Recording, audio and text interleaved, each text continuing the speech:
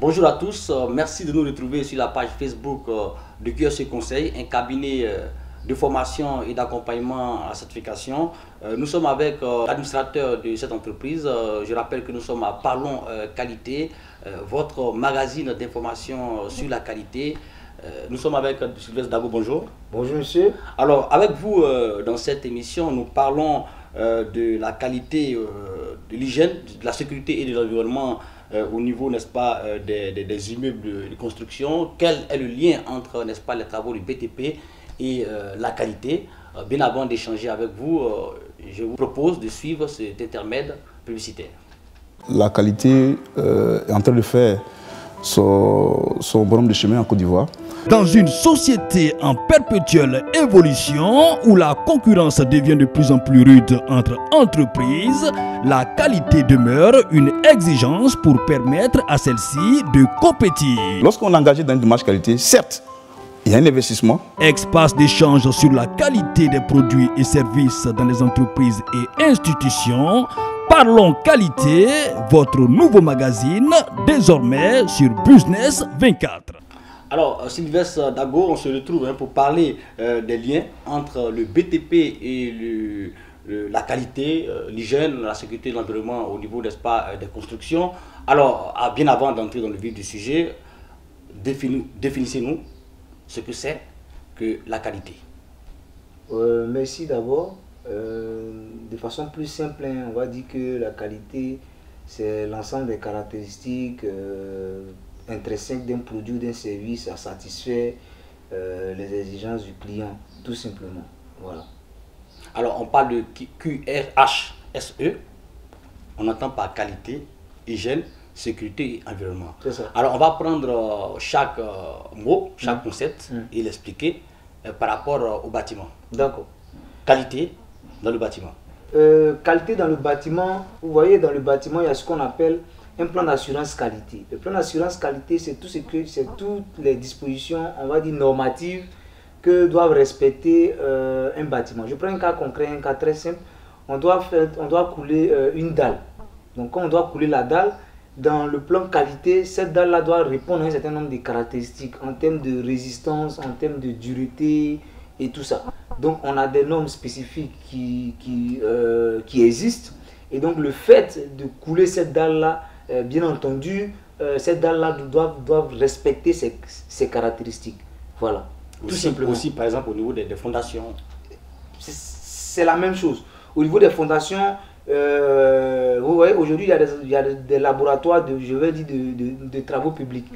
Ces laboratoires-là font des fois des essais de 7 jours, des essais de 21 jours, et ils mettent ces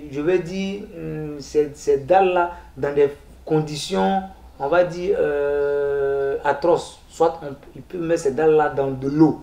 Donc le fait que la dalle résiste déjà dans une condition, on va dire, un peu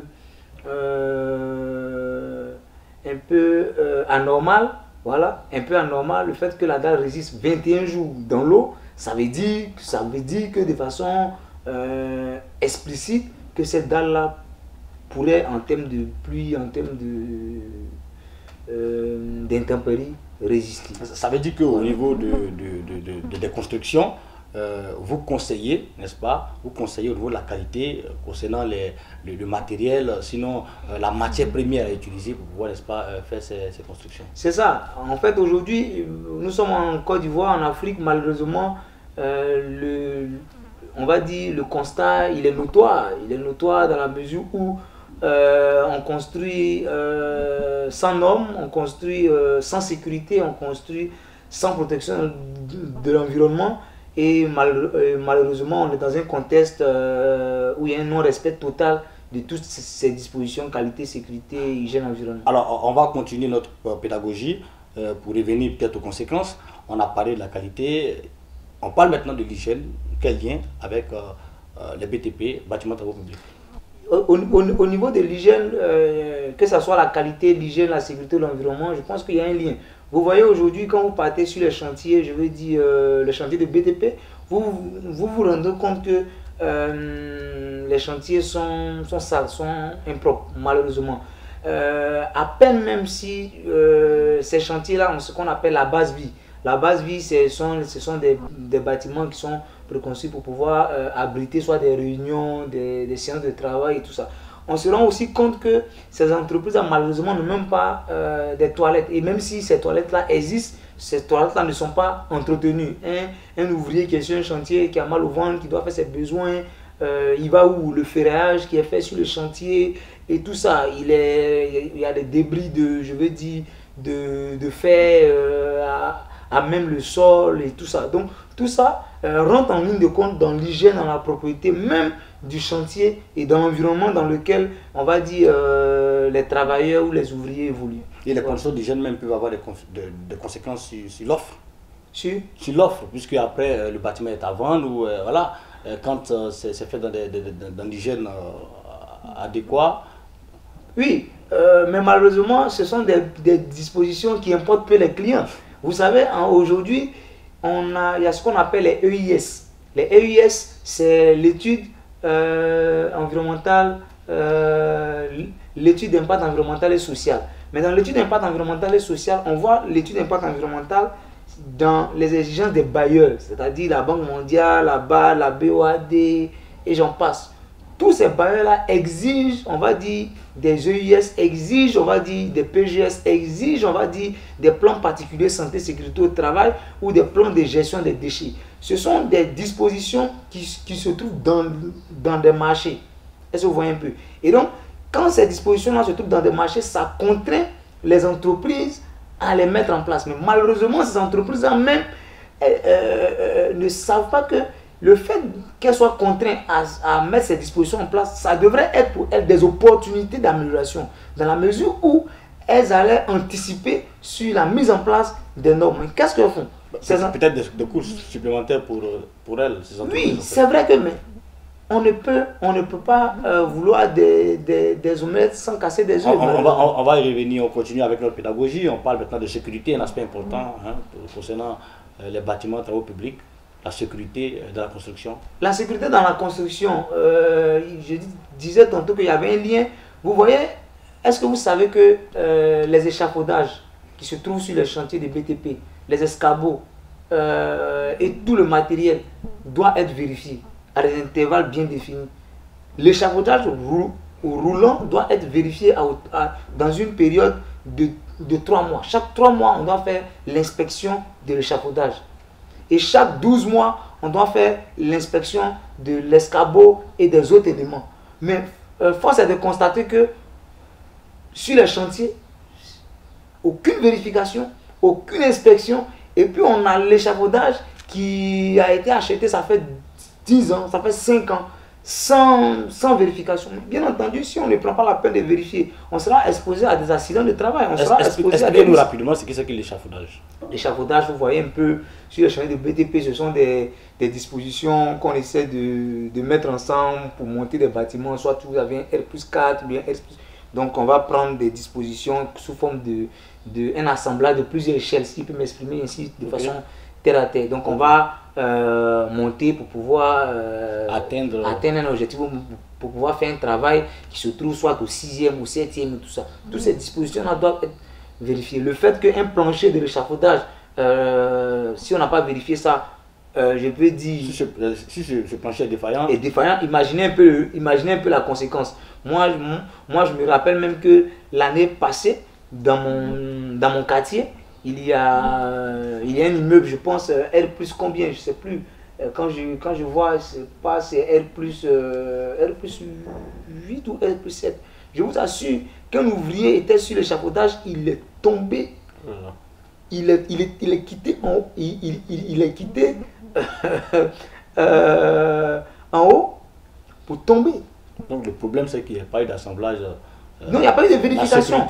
Voilà. Et puis au-delà du fait que même s'il il se trouve à un niveau, ça doit aussi respecter un certain nombre de dispositions sécuritaires. Alors, on termine avec l'environnement.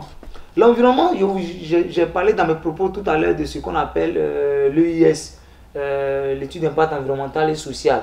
Vous voyez par exemple que pour tout projet, normalement, on doit faire l'EIS ou on doit faire le PGS qui permet de protéger l'environnement. Vous voyez aujourd'hui, nous souffrons parce que notre environnement aussi souffre.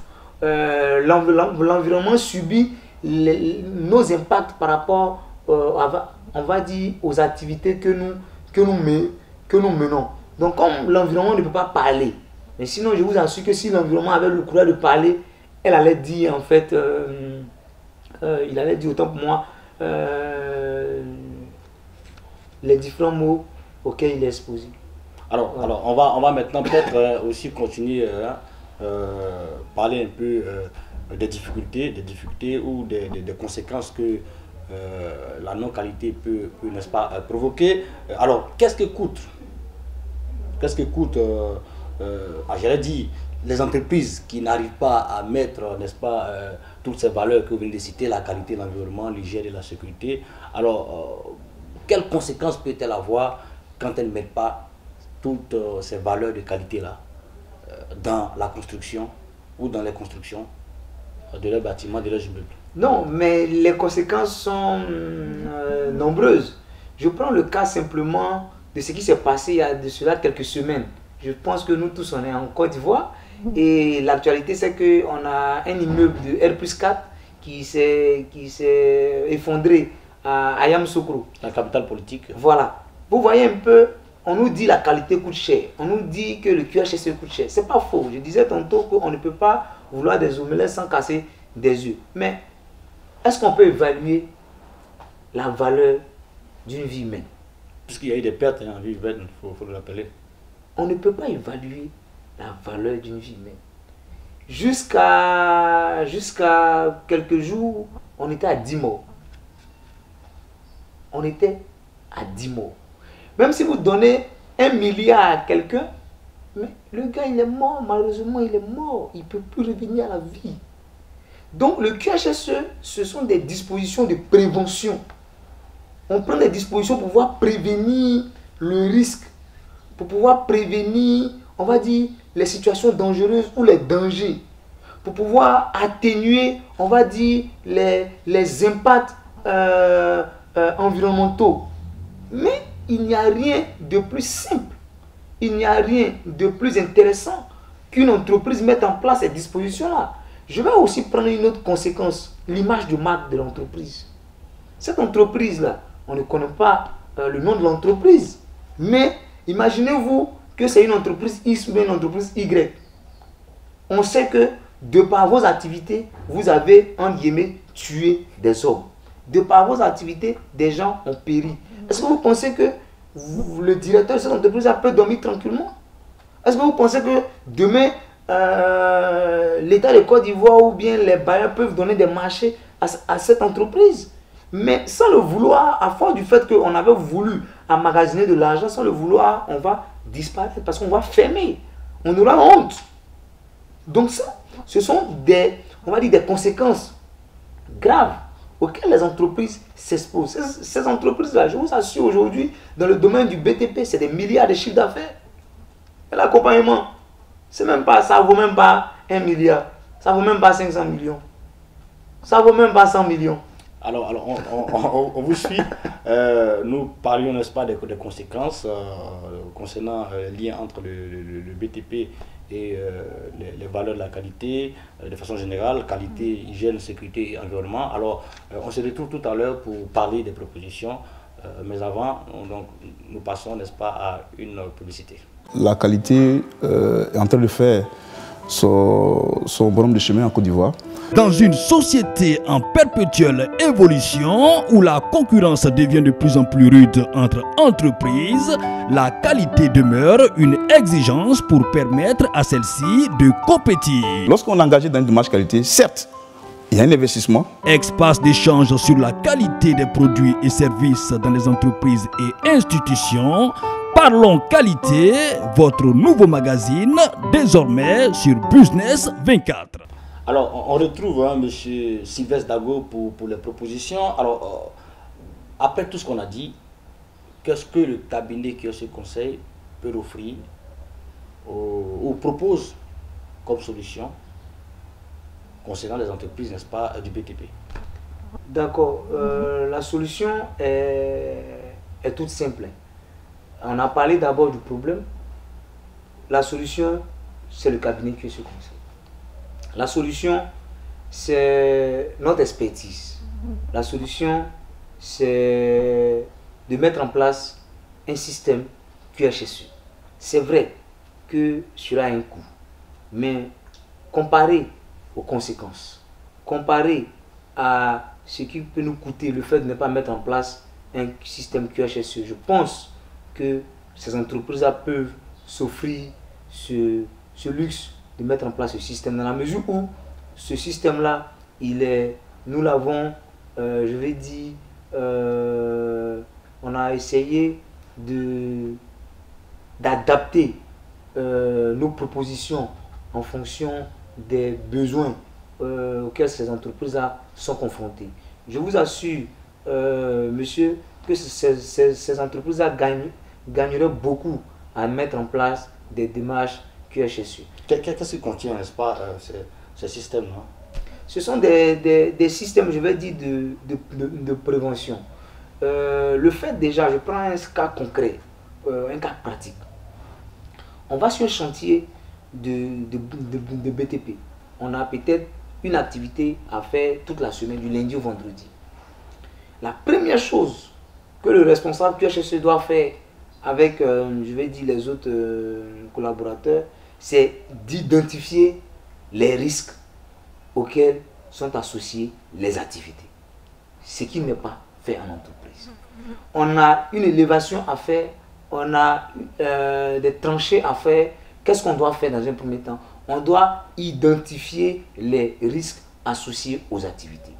Quand les risques sont identifiés de façon pratique, on va maintenant sur chaque risque, si le risque il est majeur ou il est moyen, on va mettre ce qu'on va appeler des mesures de prévention. Ces mesures de prévention-là, soit seront liées à, je dis n'importe quoi, quelqu'un qui doit peut-être monter sur la dalle et tout ça, on aura une mesure de prévention adaptée.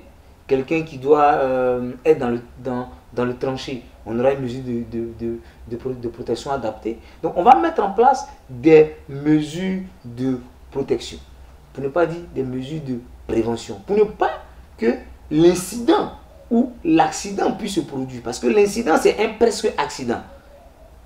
Et enfin, on va faire ce qu'on appelle un suivi. Parce que je dis toujours que quand on a par exemple un conducteur de travaux qui est sur un chantier, ou bien un chef chantier, ou bien un ouvrier, ils n'ont pas les mêmes objectifs que le responsable QHSE. L'objectif du conducteur de travaux, c'est de finir son chantier. L'objectif de l'ouvrier, c'est d'encaisser ses 5 000 par jour. Donc du coup, qu'est-ce que lui veut faire? Il veut vite faire pour encaisser son argent. Or, l'objectif du responsable QHSE, c'est quoi? C'est le fait de faire, mais sans accident, sans incident. Est-ce que vous voyez un peu? Donc, le fait, par exemple, de faire ce qu'on appelle des cadres de sécurité. Les cadres de sécurité, c'est quoi? On veut faire un chantier. En début de chantier, ou bien chaque début de semaine, on va prendre un thème peut-être lié au plan de circulation sur chantier. On va sensibiliser les uns des autres pendant 15 minutes maximum pour dire, sur le chantier, voici les dispositions pour circuler. Ce que veut dire que vous maîtrisez le rouage du BTP. Exactement. Voilà. On va sensibiliser les uns des autres pour les... Et puis, ce qu'on a pris comme thème aujourd'hui, ce n'est pas la même chose qu'on va prendre comme thème la semaine prochaine. Par exemple, on peut être sur un chantier et puis l'engin est en train de passer. Qu'est-ce qu'on constate? On va constater que quelqu'un court et puis monte sur l'engin comme s'il se croit à Djamé, comme s'il se croit à Bobo, pour faire une comparaison, même si comparaison n'est pas raison, avec nos amis des apprentis de Bakar. Non, mais quand il a fait ça, normalement ce constat-là doit faire l'objet d'un cadre de sécurité pour sensibiliser les autres collaborateurs, les autres travailleurs, pour leur dire ça ne se fait pas. Ce n'est pas une bonne pratique. Parce qu'on monte sur un engin lorsque l'engin est immobilisé, lorsque l'engin est arrêté. Est-ce que vous voyez un peu? Avant même de monter sur l'engin, avant même de démarrer son engin, le conducteur doit d'abord vérifier aux alentours de son engin avant. Parce que quelqu'un peut être quelque part, et puis on démarre, et puis on est en train de faire marche arrière, paf, il y a un incident ou il y a un accident. Donc tout ça, ce sont des dispositions de prévention. Je dis toujours qu'on ne connaît pas tout.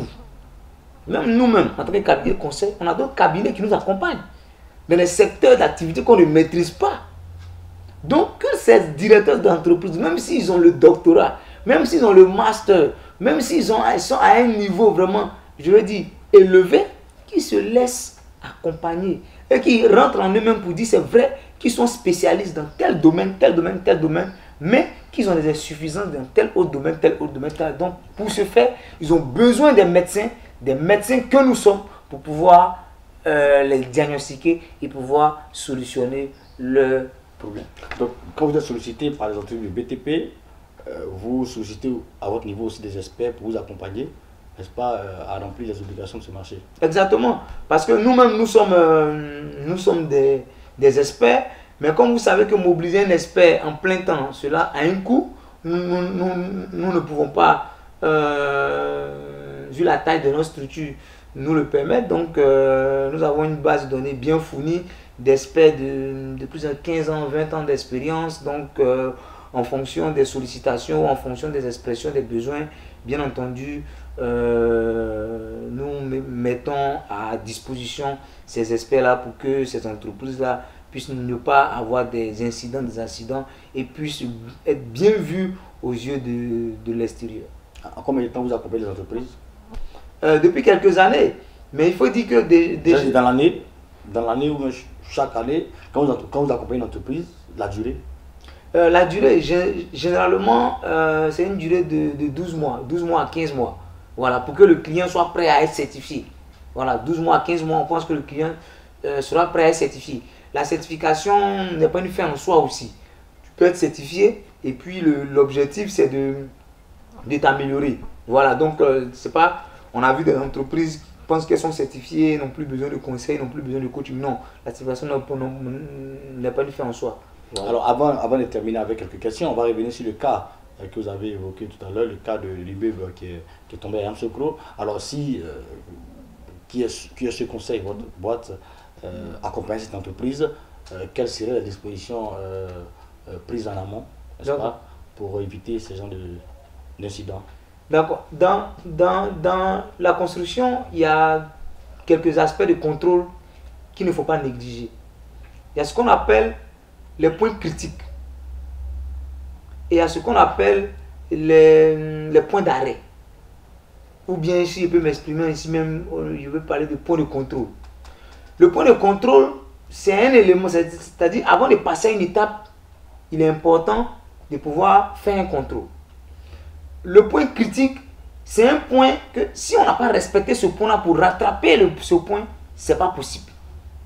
Comme un peu ce qu'on fait un peu le HACCP. Est-ce que vous voyez un peu?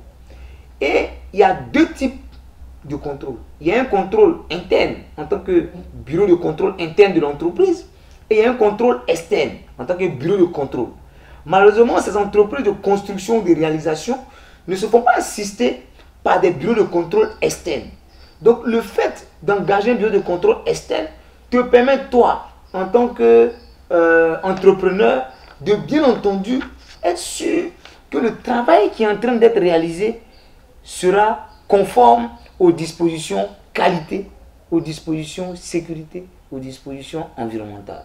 Parce que le bureau de contrôle, son rôle, c'est de s'assurer que avant de quitter d'une étape 1 à une étape 2, est-ce que les dispositions préétablies ont été satisfaites? Ça veut dire qu'à votre niveau, au fur et à mesure que cet immeuble-là évoluait, n'est-ce pas, il respectait le nombre de qualités pour éviter ces incidents.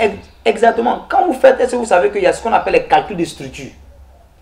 Quand vous faites le calcul de structure, vous devez savoir si l'immeuble peut résister à un R+1, un R+2 ou un R+3. Ce qu'on constate dans nos entreprises, ils ne font pas de calcul de structure. Le monsieur il a son argent, le monsieur il veut construire une maison, il achète un terrain, il creuse le trou qu'on appelle, il va faire une fondation. Quand il a fini de faire sa fondation, il va faire son élévation, il va faire son, comment on appelle ça même, ses différentes dispositions pour avancer dans son travail. Aucun contrôle en amont, aucun contrôle en en aval. Il y a des services de ministre de la Construction aussi qui, n'est-ce pas, peut-être souvent on voit des anciens. Oui, mais eux, leur rôle c'est quoi? Eux, malheureusement, ils sont là pour s'assurer. Bon, au-delà de ça, quand vous passez, qu'est-ce que vous allez voir? Vous allez voir PC, pour l'interrogation, ou bien bas en rouge. Permis de construire. Permis de construire. Ou à détruire. Ou à détruire. Donc lui, son rôle c'est de s'assurer que, est-ce que le monsieur qui construit la maison là, il respecte, je veux dire, la loi en vigueur.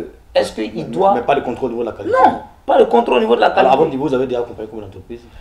Présentement, nous sommes à 5-6 entreprises dans le domaine du BTP.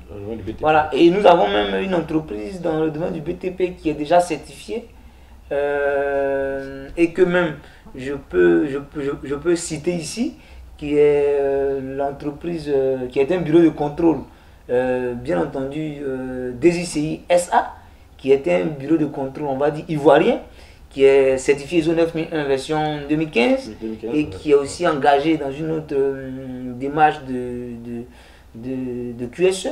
Et aussi, cette entreprise est une entreprise certifiée. On a aussi... Alors, quel est le retour concernant l'entreprise que vous accompagnez? Est-ce que les chefs d'entreprise sont satisfaits? Oui, le fait de nous confier aujourd'hui le suivi environnemental sur chantier démontre que ces chefs d'entreprise-là sont satisfaits. Alors, voilà. Nous sommes presque au terme de cette émission. Alors, que dites-vous, n'est-ce pas, aux opérateurs économiques qui, n'est-ce pas, se lancent dans le BTP pour pouvoir, n'est-ce pas, construire des immeubles sûrs, des immeubles durables qui pourraient quand même permettre aux habitants de pouvoir vivre en sécurité et aussi à l'État d'éviter des pertes comme on l'a vu récemment? C'est simple en fait, c'est d'appeler le cabinet QSE Conseil. Et pourquoi j'ai dit appeler le cabinet QSE Conseil? Parce que nous, en tant que spécialistes, nous allons leur donner, on va dire, des conseils avérés en termes de bureau de contrôle, en termes de, on va dire, entrepreneur. Parce qu'aujourd'hui, quelqu'un qui est sur un chantier, un chef chantier, parce qu'il a contrôlé un chantier ou bien il a fait le suivi d'un chantier, une fois, deux fois, il se lève et dit je suis entrepreneur. Parce qu'il a soulevé des planches sur un chantier à Abidjan, comme à l'intérieur du pays. Il a fait 2 ans, 3 ans, il dit je suis entrepreneur. Donc, notre rôle, c'est de leur donner des conseils, on va dire, utiles et vrais pour ne pas faire ce qu'on appelle la non-qualité. Parce que la non-qualité coûte plus cher que la qualité. Voilà, la non-qualité, c'est le fait de ne pas faire bien du premier coup. Le fait de ne pas faire bien du premier coup, bien entendu, va m'exposer et va me permettre à être exposé aux conséquences liées à ces pertes ou bien à ces dysfonctionnements. Ok, Sylvestre Dago, merci. Merci à vous. On se retrouve certainement la semaine prochaine pour une autre émission de Parlons Qualité. Chers téléspectateurs, nous étions donc sur la page Facebook de QSE Conseil. On se retrouve donc la semaine prochaine. Merci.